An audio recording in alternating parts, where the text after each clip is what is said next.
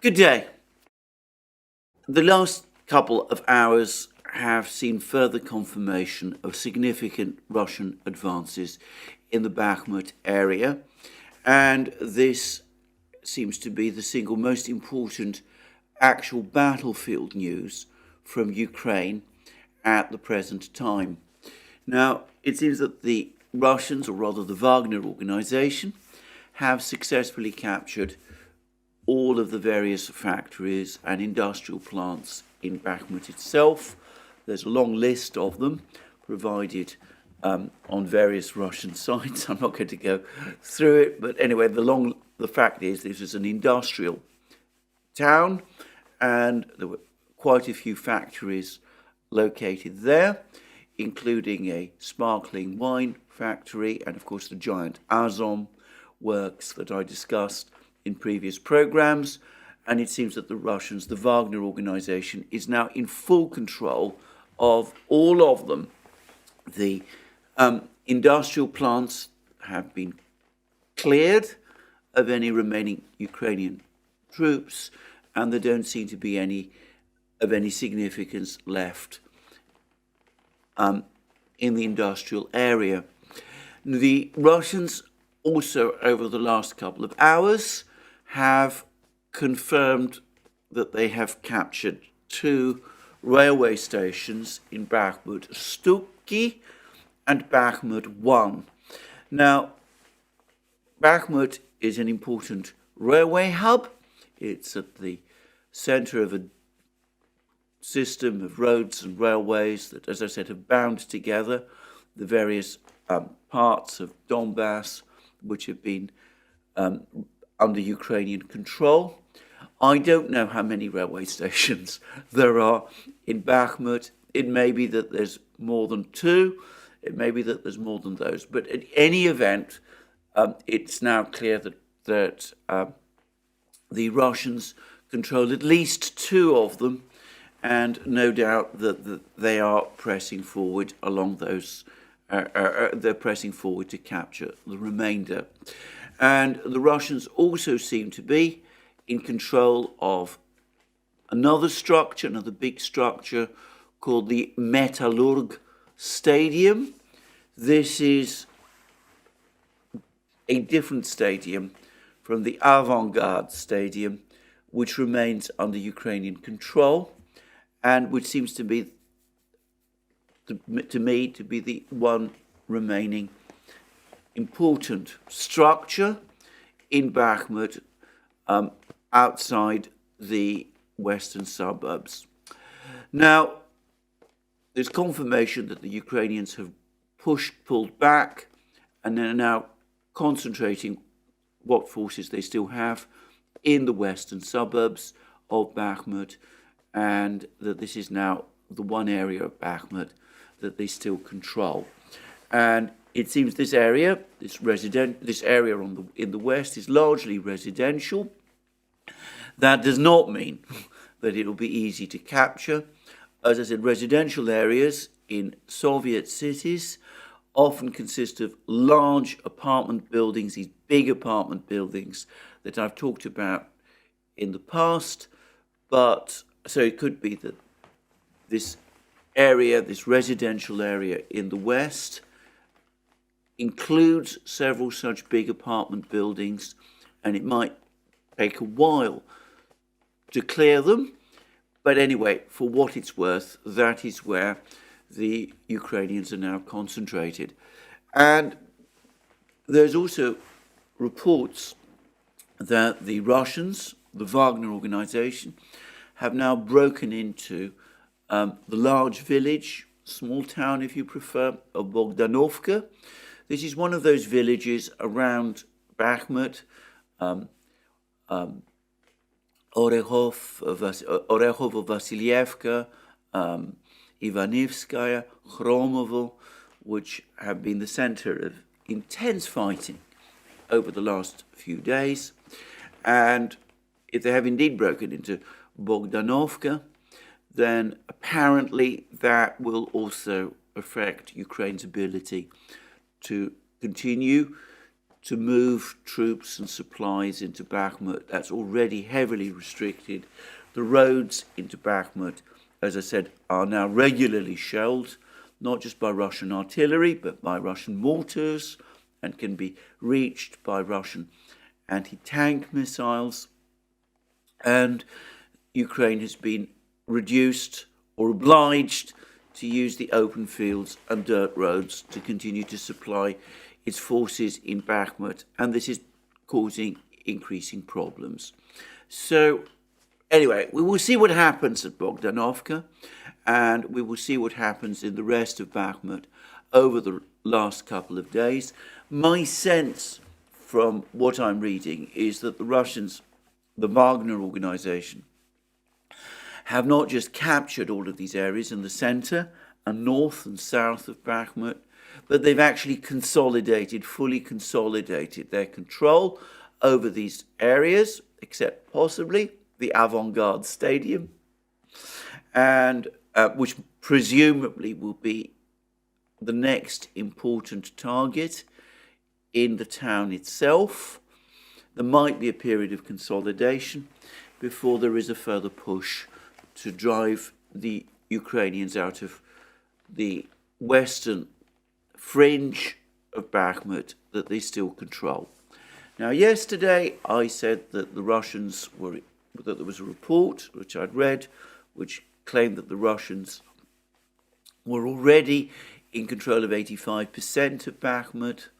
This inevitably provoked some pushback. Someone actually suggested that the true proportion of Bakhmut that was under Russian control was 77%. Another person put it at 80%. How can I possibly know one way or the other? As I said, I'm in London. I'm not on location. I'm not vouching for the accuracy of any one of these figures. All I will say is this: it's clear that the Russians now control, by a substantial degree, the greater part of Bakhmut, and it also seems that it's confirmed that the Ukrainians have been pushed to the western residential areas, and that's the only part of Bakhmut that they control.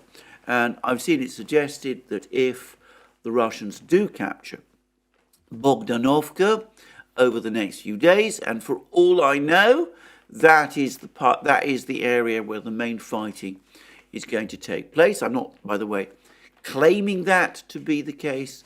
Anyway, on the assumption that that is what the Russians are going to do, then I wonder whether it will be possible for the Ukrainians to continue to fight in Bakhmut at all.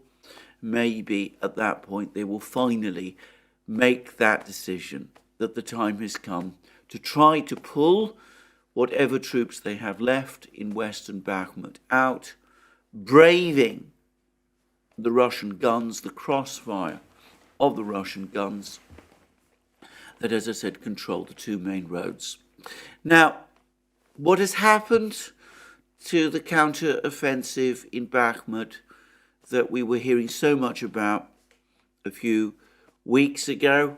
There was all that big concentration of Ukrainian troops around Bakhmut. Prigozhin, the nominal head of the Wagner organization, seemed to be very worried for a time that there was going to be a Ukrainian counterattack in Bakhmut. Well, all I can say is this: if there is going to be a Ukrainian counterattack in Bakhmut, they're leaving it very late, so late that I'm starting to wonder whether it's now a realistic option at all. I say that again as somebody who's not a military specialist and who has only very incomplete information about the situation on the ground. But anyway, there we are. So far, no such counterattack has taken place. And I recall that about a week ago, there was a string of reports in the Western media, in the New York Times, the Daily Telegraph, the Guardian, elsewhere, about the Russian offensive in Bakhmut losing momentum. Well, as we can see, that is not the case. Now, speaking of that, speaking of the Western media, I noticed that reporting about Bakhmut, about the fight in Bakhmut, has also dropped out of the news. There's very little discussion anymore in the Western media about the fighting in Bakhmut, which I again take as a further sign that the situation in Bakhmut is turning bad for the Ukrainian side. We'll just have to wait and see. But anyway, there are lots of rumours and talk about this offensive. Now, I'm going to add something else, which is that I've seen a report, or various reports apparently, indeed in, again, various parts of the Russian internet, that though the total forces that the Ukrainians are committing to this offensive in Zaporozhye is around 70 to 80,000. The actual advance force concentrated in Orekhov numbers around 20,000. And that doesn't seem to me to be sufficient for a breakthrough force. And again, I do wonder whether there isn't some organisation and redeployment and training still to do. But anyway, there we go. We'll just have to see what happens. It could be this offensive will start today or tomorrow, or it could be that it's still some weeks away. I'm not going to guess. I also suspect that the weather conditions are playing a significant role in determining when this offensive starts. As I said, there were heavy snowfalls a couple of days ago. The first one is this. It's absolutely clear to me that the Russians have been aware of the possibility of an offensive in Zaporozhye region for months before even the Western media started to discuss it. After all, General Surovikin gave an interview soon after he was appointed by President Putin to a senior position, to the temporary position he occupied as overall commander. Though I still believe, by the way, that he's the main theatre commander. Anyway, he was already talking way back, I think in September or early October, about the need to create fortified lines. And that's exactly what the Russians have done. And they started to do that almost immediately in Zaporozhye region. So it looks very much as if the Russians, presumably from intelligence or however they did it, they worked out that the main Ukrainian attack was going to happen in Zaporozhye region. And as I said, people have been talking about how the Russians are dug in and prepared for this offensive. They're dug in and prepared for this offensive because, well, they were aware that it was coming all the way back in October. And that must, to my mind, make the prospects of this offensive problematic. When the Ukrainians launched their successful offensive in Kharkiv region in September, the Russians were, at least to some extent, caught by surprise, and they were not prepared. This time, they are heavily prepared. They are very much more heavily prepared than they were even in relation to the Ukrainian offensive in Kherson in the summer and autumn. They've had months to prepare, and as I said, they've built up these very heavy fortified lines to do it. And the other thing is that today, Putin is apparently chairing an enlarged meeting of Russia's Security Council. We haven't yet had much in the way of information about what that's all about, but it's clear, and we've already been told this, that it is going to be about the war in Ukraine and presumably this is also connected in some way with preparations for the Ukrainian counteroffensive and for any further advance by the Russians beyond what beyond Bakhmut, once Bakhmut is finally captured. I would add, by the way, that Putin has just visited the important industrial town of Tula, which is not far from Moscow. Tula is another major center of the Russian arms industry. There's heavy armaments and munitions that are carried out there.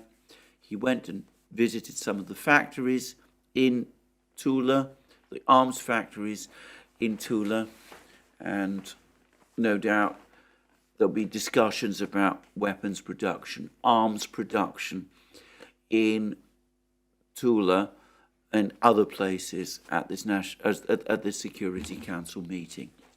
Now, that brings me to another topic, which is the affair of the American journalist, the arrested U.S. journalist who was, of course, recently arrested, Ivan Gershkovich, who was recently arrested in Yekaterinburg on spying charges by the Russians. The Russians have just confirmed that they have also arrested some other two Russian citizens, also on spying charges, in Yekaterinburg, the same place where Gershkovich was arrested. And this is the report we've had from TASS. A married couple have been detained for spying for Ukraine at a defense sector enterprise in Nizhny Tagil and have confessed to handing over blueprints to Ukrainian special services in exchange for $1,270, according to a video of their interrogation released by the Russian Federal Security Service, the FSB, on Tuesday.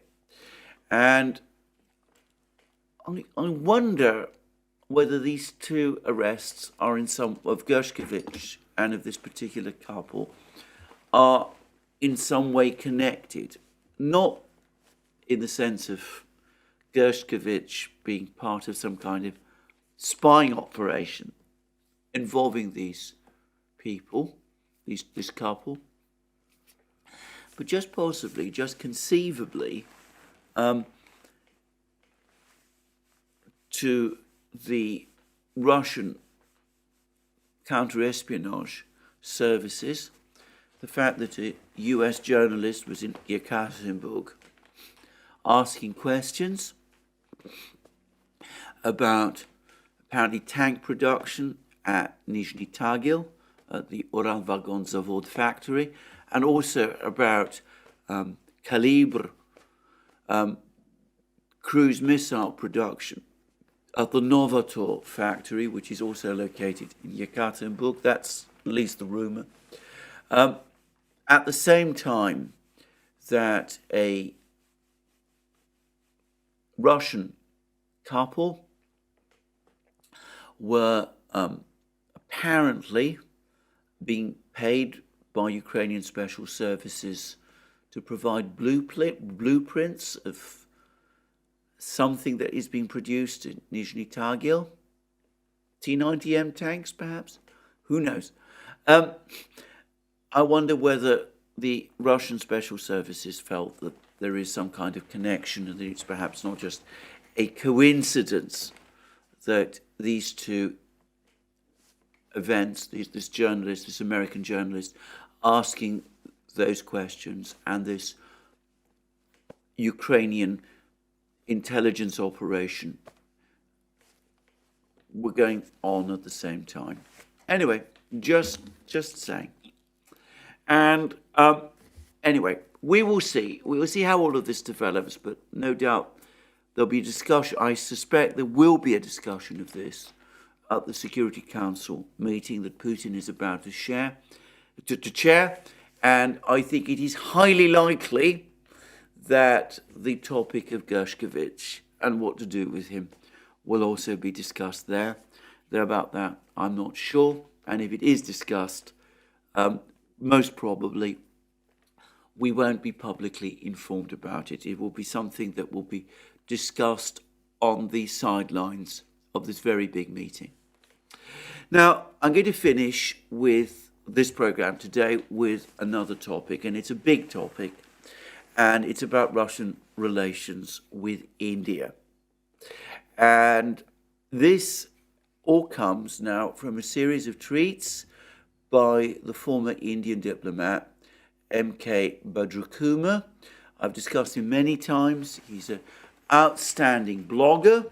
He writes a fascinating website about international relations. But on this occasion, he specifically focused on certain recent events relating to relations between India and Russia.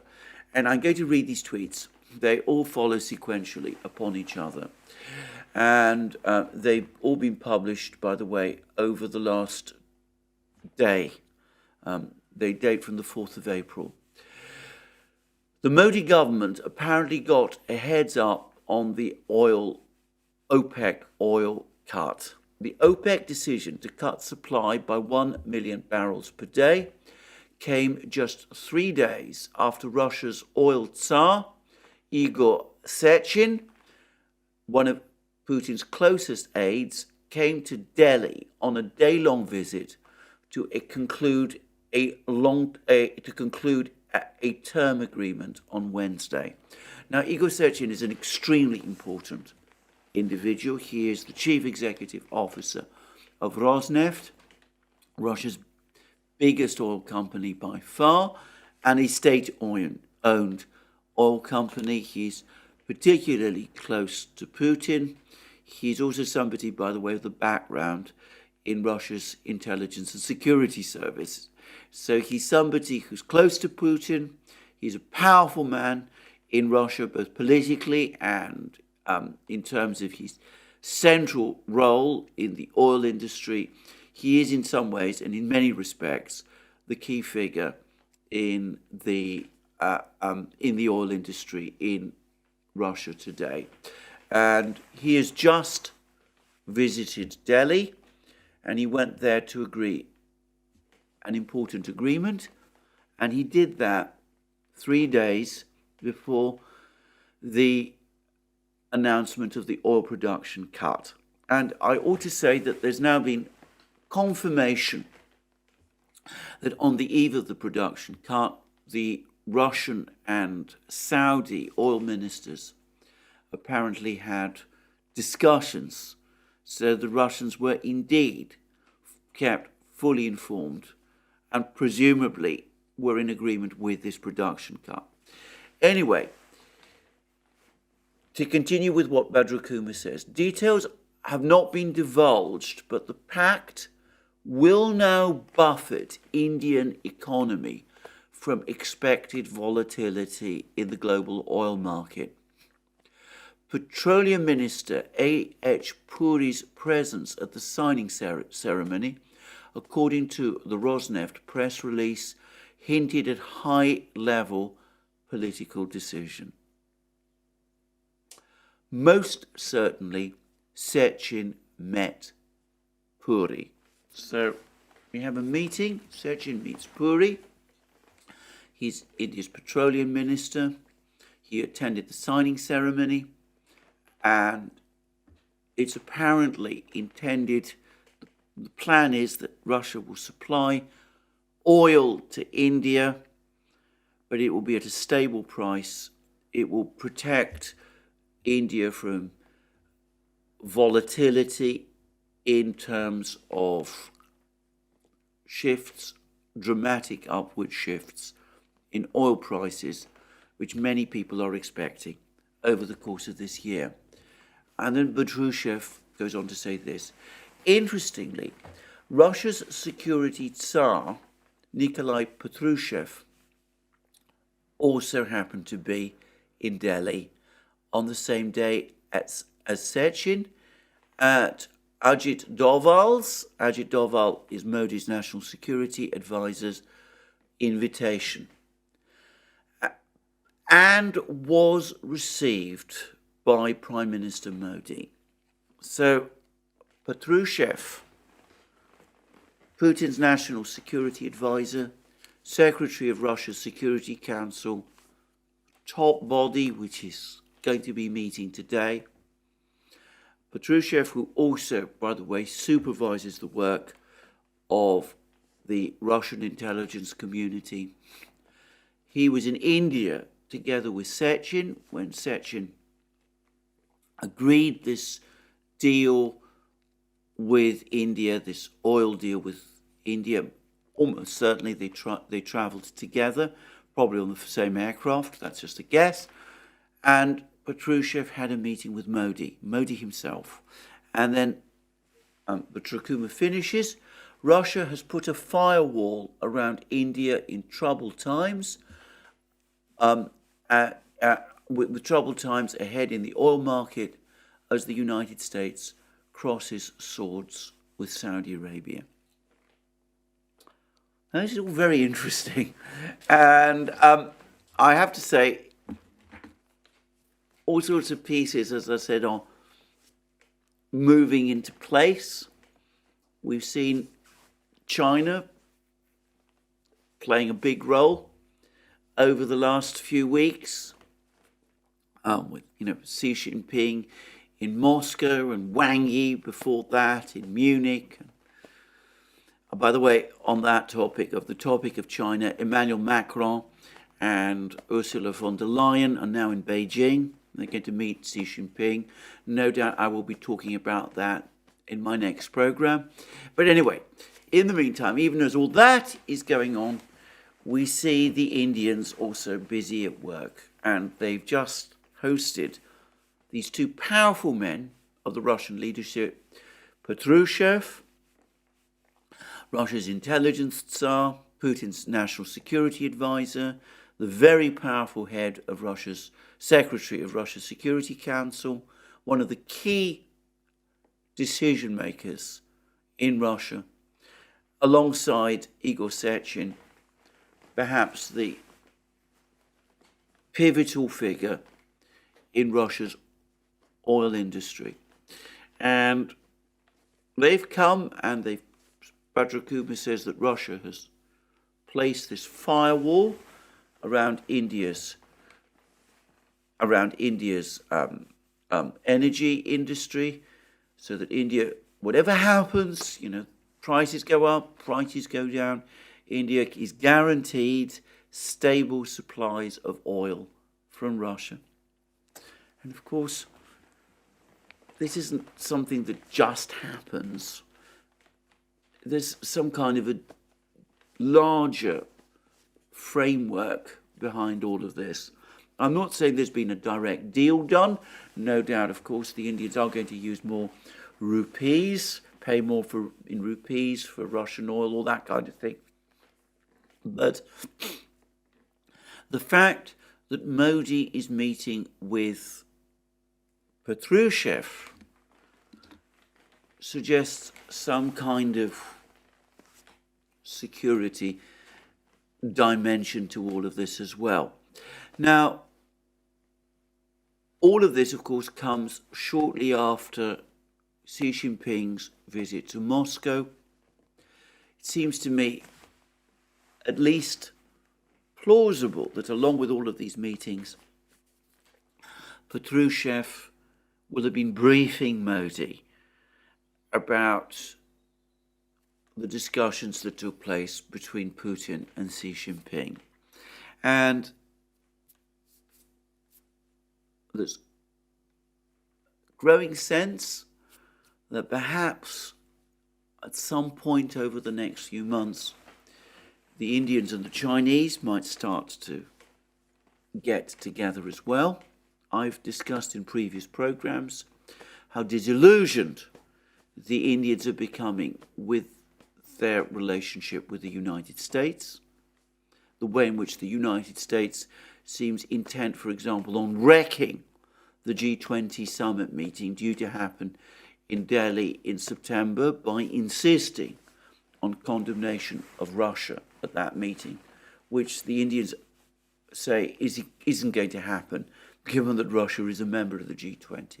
But anyway, there's a sense that the Indians are becoming exasperated by this relationship and that they might be seeking at some point to mend their fences with China.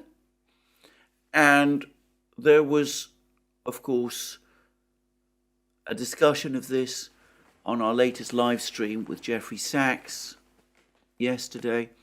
He's just been to Delhi and he's just been to Beijing, and he thinks it's possible that the Indians and the Chinese are going to make some move towards each other over the next few weeks and months, one which is going to stun the United States if it does indeed happen. Anyway,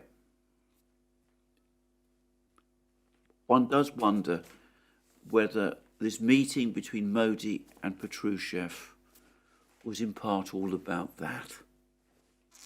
Anyway, lots of questions, answers still thin on the ground. We shouldn't speculate too much based on too few facts, but the direction of travel, the shift in Indian policy, all of that, it seems to me, all the facts about that are becoming increasingly clear. Well, that's me for the day. More from me soon. We'll see what happens with this Ukrainian offensive, if it happens over the next few days. We'll see what happens in Bakhmut. And we'll see what happens with Macron and Ursula von der Leyen in Beijing. That'll be for my next programme.